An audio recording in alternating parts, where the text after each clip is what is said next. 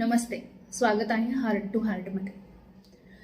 आपल्या आयुष्यात 2-4 गोष्टी प्रामुख्याने अशा असतात की त्या गोष्टींभोवतीच आपलं आयुष्य फिरत असतं. आपला रोजचा दिवस, आपले महिने, वर्ष आणि येणारे कित्येक वर्ष आपण या काही ठराविक गोष्टींभोवतीच फिरत असतो आणि यांच्या कमी जास्त प्रमाणानेच आपल्या आयुष्याचा स्तर ठरत असतो. यामध्ये पैसा, आरोग्य आणि नातेसंबंध. तर पैशाने काय काय होतं आणि काय होत नाही हे कुणाला सांगायची गरज नाही आहे. त्याच पद्धतीनं आपलं जर आरोग्य ठीक नसेल तर आपल्या मनात बऱ्याच काही गोष्टी असल्या तरी त्या पूर्णत्वास जात नाहीत. आणि नातेसंबंध जे आयुष्याचं टॉनिक असतं, तर या 2-3 गोष्टी अशा आहेत की या जर व्यवस्थित असतील तर माणूस चांगल्या पद्धतीनं आयुष्याची वाटचाल करू शकतो. आणि काही ना काही पद्धतीनं या 2-3 गोष्टीत जर बिघाड असेल तर भल्या भल्यांची एनर्जी डाऊन होते. कुणाकडे बऱ्यापैकी चांगला पैसा आहे पण त्यांच्या नातेसंबंधांना अक्षरशः वाळवी लागलेली असते. कुणाकडे चांगले नातेसंबंध आहेत तर बिचारे ते आरोग्याला घेऊन झुंजत असतात. कुणाकडे चांगलं आरोग्य आहे तर त्याच्याकडे पैसा नसतो. तर अशा पद्धतीने या 2-3 गोष्टीच अशा आहेत की माणूस त्याच्यासाठी खूप म्हणजे खूप स्ट्रगल करत असतो आणि त्याच्या भोवती झुंजून झुंजून अक्षरशः हतबल झालेला असतो. तर काय करू शकतो आपण? आपलं चांगलं आरोग्य राहण्यासाठी आपण दररोज थोडा तरी व्यायाम करू शकतो, प्राणायाम करू शकतो, जे आपल्याला होतात त्या ॲक्टिव्हिटीज आपण करू शकतो, चालू शकतो. बऱ्याच काही गोष्टी आहेत ज्या आपण करू शकतो.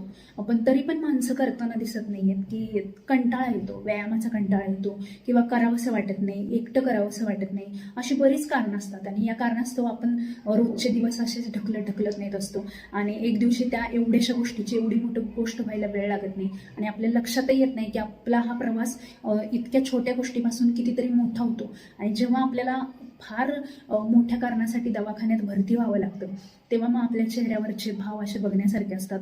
पण मग का नाही आपण वेळीच्या गोष्टींचा विचार करून त्या पद्धतीने वाटचाल करत? तर आपण बेहोश असतो. हो, आपण ना रोजच्या आयुष्यात बेहोश असतो. जे चाललंय ते एकदम असं ऑटोमॅटिक जे होते त्या पद्धतीनं चाललेलं असतं.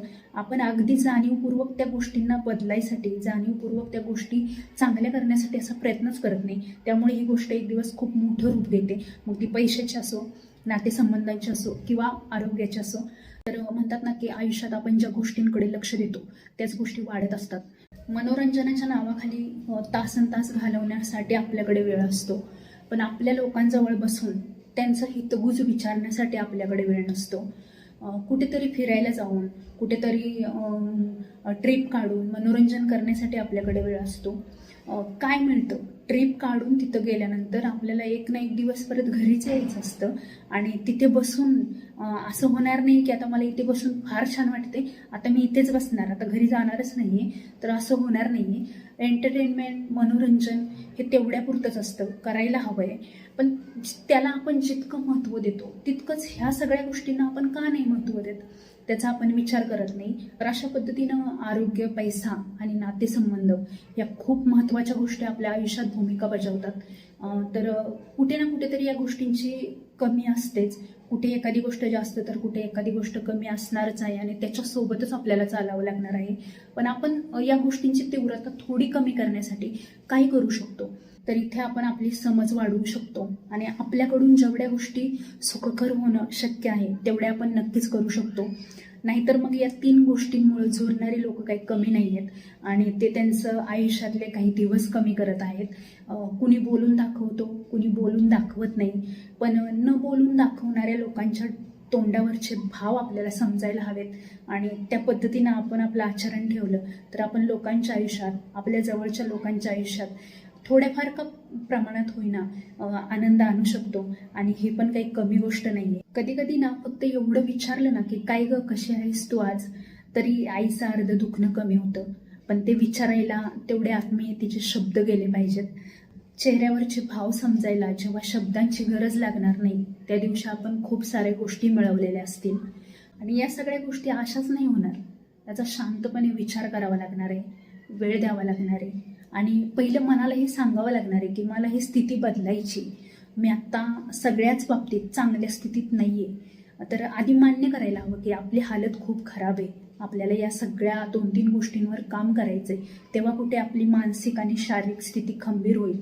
पण आपण हे मानायलाच तयार नसतो की माझ्या आयुष्यात काहीतरी उथलपुथल आहे किंवा माझे नातेसंबंध चांगले नाही आहेत किंवा माझं आरोग्य चांगलं नाही, हे तर पहिलं आपण मानतच नाही. जोपर्यंत आपल्याला फार काही मोठा धक्का बसत नाही तोपर्यंत आपलं फार छान चाललंय याच भ्रमात आपण असतो. तर या भ्रमातून आपण लवकर बाहेर यायला हवं, कारण आपल्याकडे फार वेळ नाहीये आणि आयुष्यात खूप चांगल्या गोष्टी आपली पुढे वाट बघतात. त्यामुळे आपण बाजूला सरकूया. आपण झाड किंवा दगड नाहीये की एका जागेवर ठेवलंय तर ते बाजूला सरकू शकत नाही, कुणीतरी येऊन आपल्याला उचलून बाजूला ठेवल्याशिवाय आपण जाऊ शकत नाही असे आपण नाहीये. आपण धडधडीत माणूस आहोत, हालू शकतो, सगळ्या गोष्टी करू शकतो, पण फक्त सुरुवात करणं आणि विचार करणं याची देर असते. आणि आपल्याला ह्याच्यावर खूप काम करायचंय. तर कोणत्या फॅक्टरवर आपण कशा पद्धतीने काम करू शकतो याचा आपण थोडा विचार करायला पाहिजे. आणि या सगळ्या गोष्टींवर खूप चांगल्या पद्धतीने उपाय आहेत, पण आपण त्या उपायांपर्यंत पोहोचत नाहीये. कारण आपल्या आयुष्यात ना खूप अशा गोष्टी आहेत की ज्या दिवसभराचा सगळाच वेळ खाऊन टाकतात आणि त्या रोजच्या त्याच गोष्टी असतात. तर आपल्या आयुष्यात आपण वेगळ्या अशा काही ते गोष्टींना जागा दिली पाहिजे की जेणेकरून हे 2-3 प्रॉब्लेम आहेत ते आपले चांगल्या पद्धतीनं मार्गी लागतील.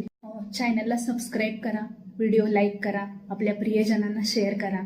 कारण 2 ते 3 मिनिटाचा व्हिडिओ बनवायचं म्हटलं तरी फार परिश्रम लागतात आणि आशा आहे की हे परिश्रम तुमच्या कामाला येतील. धन्यवाद.